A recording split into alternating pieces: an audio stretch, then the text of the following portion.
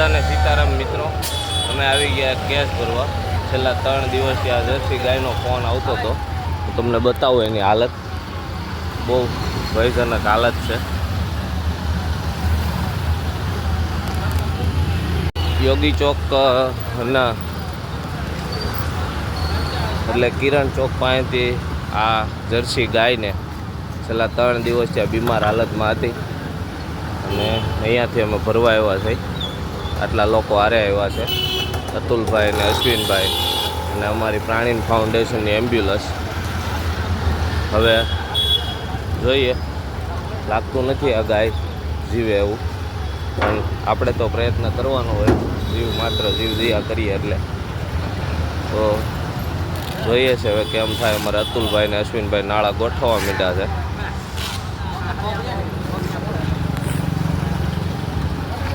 જોઈએ આ ગૌ માતાને કેવી રીતના રેસ્ક્યુ થાય છે. હાઇડ્રોલિક સિસ્ટમ છે આખી. હાઇડ્રોલિક નીચે આવી જાય પછી ઉપર આવી જાય. છેલ્લા 3 દિવસથી આ અનેક લોકોએ ફોન કર્યા અહીંયા પણ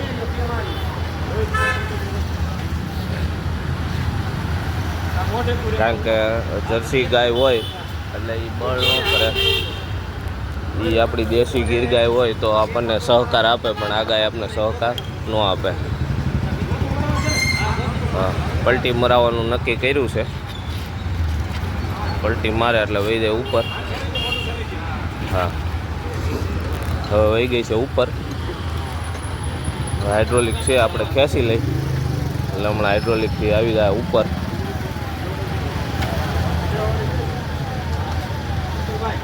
હજી એક ગાય રેસ્ક્યુ કરવાની છે. એક ગાય અહીંથી કરવાની, એક ગોપીપુરા સુરત સિટીમાંથી કરવાની છે. 2 જર્સી જ છે. હવે આપણે કરીએ હાઇડ્રોલિક ઊંચું.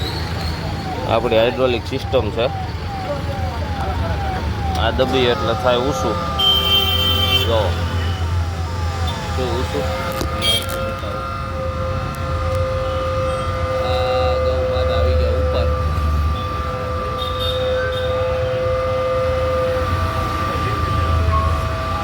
બે ગાય ભરવાની છે એટલે એક બાજુ મૂકજો. 2 ગાય ભરવાની છે.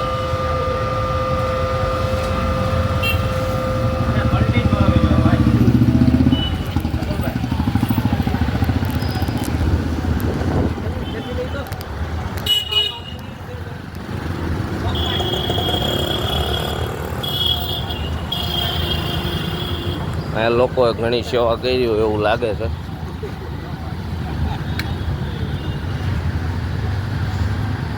ગળામાં ગાળિયો નાખ દે.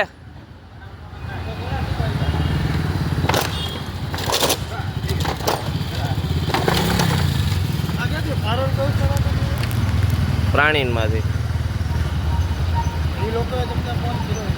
ફોન તો 15 જણાનો. પછી ગૌ માતાને રેસ્ક્યુ કરી અને શ્રી મારુતિ ગૌશાળા ભરતનગર સુરતની સૌથી જૂની ગૌશાળા ત્યાં આવી ગયા ગાયને ઉતારવા માટે.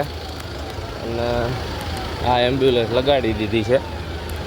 આ લખ્યું છે રોટલા રોટલી હંમેશા નાખવા. રોટલી ગાયને ખવડાવી નહીં. બહુ સાચી વાત લખેલી છે.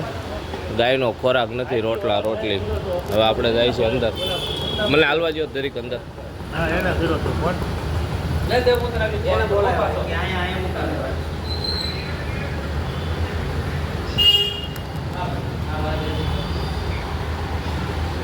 હનુમાનજી મહારાજ ગાયને ખેંચવાની છે. ખેંચી લઈ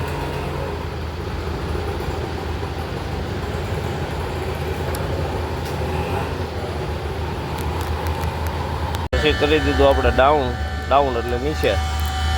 અને આ થઈ ગયું નીચે. બરોબર. આ રજીસ્ટ્રેશન નંબર છે ટ્રસ્ટના. અતુલભાઈ